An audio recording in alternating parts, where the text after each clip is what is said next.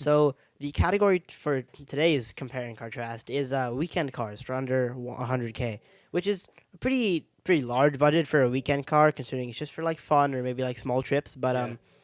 it's definitely a segment that like some people definitely look into for sure, right? Absolutely. I think especially once you're in that middle age, you have that midlife crisis, or you're after retirement and you're thinking, well, I just want a fun car, kind of live those days. And now I have a little bit more cash in the wallet to spend it and have some fun with it. Yeah.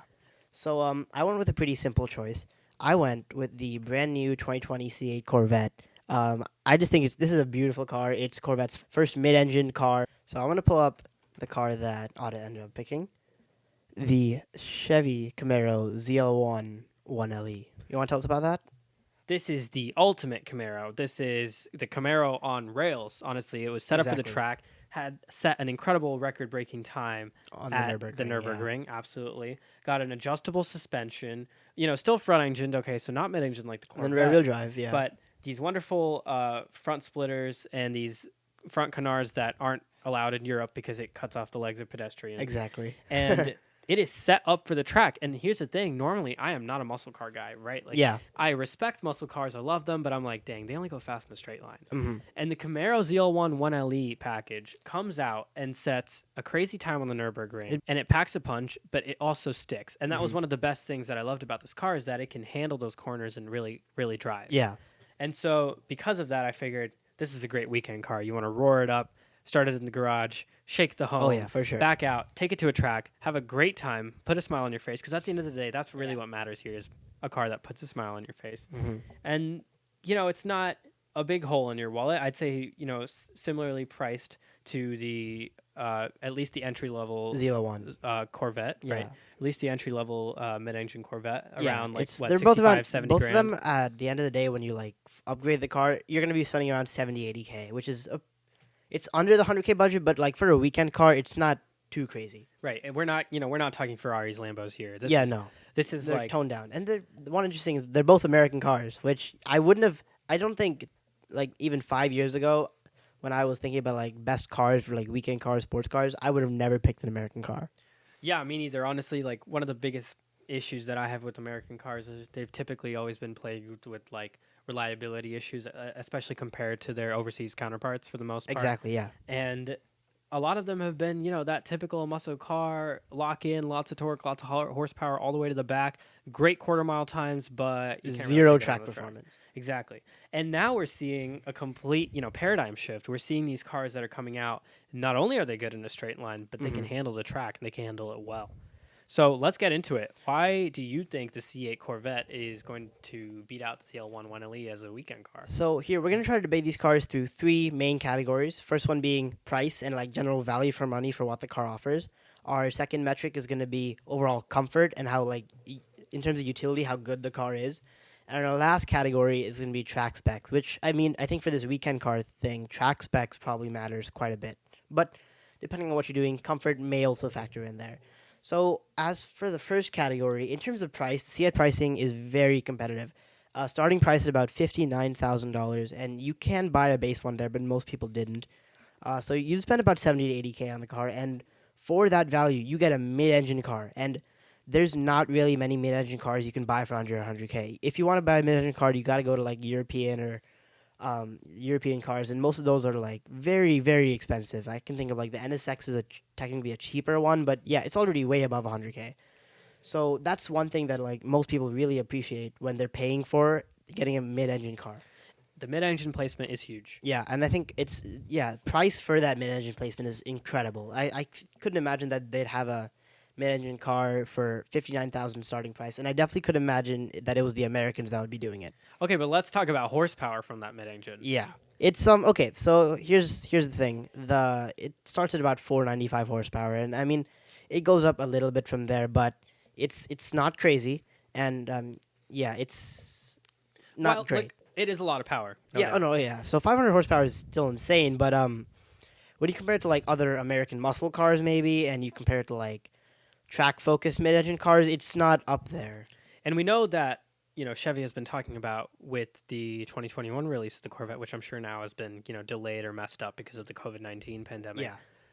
They will be bringing out their classic ZL1 power rod. I'm sure it'll pack a huge punch. Definitely an upgraded engine or larger turbos, and it will be very powerful. Actually, does it even have turbos? Believe that it's naturally aspirated, but I'd have to confirm. All right, so then, transitioning from that, moving over to the Camaro Zl1 1LE. Well, interestingly, both of us have picked Chevy cars. Yeah. Oh, yeah. So I knew the American car. I didn't think about the Chevy car distinction until now. Right. And so they're both Chevys. Wow, Chevy's really on it if you think about it. I guess for weekend cars, Chevy's the place to go right now. And that's kind of, a good point to bring up. The new Corvette, I do not think bow tie. I do not see that Chevy logo on the front. It's not screaming because Corvette goes with their standard, like the flags, logo, the V-shaped flags logo. And by no means does it look like a Corvette. It looks like a European sports car for sure. I mean, look at it. Yeah, it really does. And they've shifted the whole cockpit forward to make room for that engine in the middle. And so now we go to classic Chevy. And right? yeah, it screams Camaro. It does. It very much does look like Camaro. But yeah, you definitely see like a lot of like the different things with the huge spoiler, the thick wheels. And then, the canards are huge. Right. And so, the car it is very Chevy. It is very Camaro. It is very American. Yeah. At least at first glance, right? We've got that big muscle grunt. The exhaust is there. The engine's there. Lots of power. We're seeing this car putting out 650 horsepower. Starting price of about $65K, so it's not too far off, really. Right. So, I've got 140 horsepower on you. Yeah. Already straight off the bat. Yeah. Which we know is huge on the track. Mm-hmm. At least with this version, probably have more downforce. Yeah, for sure. So probably better cornering. Yeah, but one thing that you have on me is a lower center of gravity and mid-engine. And a mid-engine. The mid-engine makes a pretty big difference. So, I think in terms of price, these cars are very, very competitively priced. And in terms of features, they both have. So I'd say for a price, this would almost be a tie.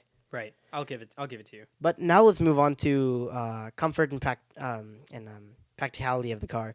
So the C8, obviously, they did a lot of efforts into seeing how, practical they can make the car. So I'm going to pull a picture of how it's stored, of, the various storage. So, in terms of storage, you do have a frunk, because it's mid-engine, and it's a pretty sizable frunk at that. You can put, at least, a carry-on bag in there. And in spite of it being mid-engine, there is a trunk, and you can put quite a bit of stuff in there. So they did some pretty clever things in terms of storage, and they definitely utilized all of it. And then another thing in terms of practicality, that because it's mid-engine and rear-wheel drive, in the rain, in the wet and the snow, it's actually much more stable than a front-engine rear-wheel drive car. Yeah, and that is one thing that you definitely have on me. While I do have that power and I do have a lot of torque, all of it's being sent to those rear wheels, but my engine's still sitting in the front. And I think that's that classic problem we see with the rear-wheel drive front-engine cars, especially in the snow or in any slippery weather. They're going to sit there and they're going to spin their wheels. Yeah. And grip is going to be hard, even if I go and put some really good rain, or snow tires on there. The mid-engine car will have me beat on that because that weight distribution is a lot more balanced. You're getting that weight right over those rear wheels, a lot better than you are with the Camaro in the Corvette. And so that is true, I think, in different types of conditions. And, you don't always get to pick a nice sunny 72 San Diego weekend. Yeah, you can't. You will have that kind of issue. And so it would be very interesting to see these two cars go head-to-head and go neck and neck on a track where it's dry, and then another track where it's wet. But then, and then another thing in terms of comfort and practicality, the standard C8 Corvette is a roadster, and you can take off the top and store it in the front very easily, which is an extremely nice feature, and I'm glad that all the C8s have that. That's incredible. Personally, I don't know how often I see myself doing it. It is still a process. Yeah, and for it's sure. Again, it's like screws to remove, thing. but it's nice that they gave them the option. But now, in terms of practicality, let's look at the Zl1 1LE. It's not. Yeah, not at all. I'll be honest, while I love this car, it is for someone that has a solid spine that won't break. Yep. The suspension is incredibly stiff. Very stiff. Track focused, yeah. Car is very track focused, ready to go, but that means that, it's got solid brakes. It's got very responsive acceleration, very responsive steering. Yeah, but that's not the best necessarily. It will be every trip, whether you're going to get groceries or you're going to the track, it'll be a race. And then in terms of like you said, some European countries have banned this car from the streets because of the canards and how hazardous they are, and you can actually only drive it on the track. Yeah. So depending on where you are, this car may just be a track toy. Yeah, exactly. And so I will say in practicality, it will cost you a little bit there day to day, especially if your city or town has Mhm. potholes. You are not going to enjoy yourself No. hitting every single bump. So yeah, I'd say for sure the C8 Corvette definitely has the Zl1 Renly beat in terms of practicality. But now let's move into our final comparison, which is track and racing ability. And look, the C8 Corvette, it's a great car, and they do have a track version. But that's not what I'm talking about here. I'm just talking about the standard version here. And yeah, it's definitely amazing on a track. It is a good car on the track because the whole mid-engine rear-wheel drive, and it'll definitely do well. But see, the Zl1 LE is just so track catered that it's hard to beat it out. Yeah, it is set up for racing. You can, change the suspension setup. You can change the camber that's ready to go straight out of the factory.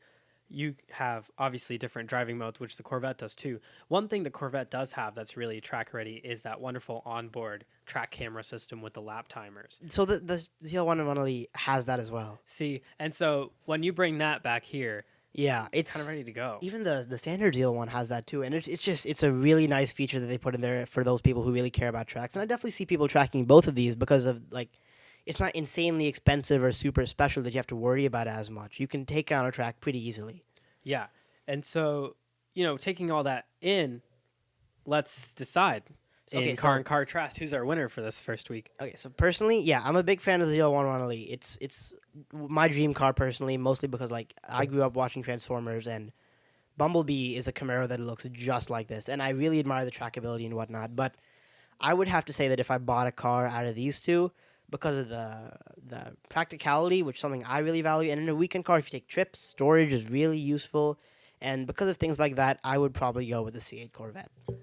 And you know what? While the Camaro is a wonderful car, I'm going to have to agree with you on this one. Yep. And again, that's kind of why I picked it from the beginning. But really, the Camaro is a great car, but it's a great car that I would save for the track. I would carry that thing on a trailer over to the track and go for it. You know what I mean? And yes, it has, decent trunk space, but I'm not taking it grocery shopping. No, and I'm not parking it. I'm scared I'm going to, hit the front canards on something pulling in.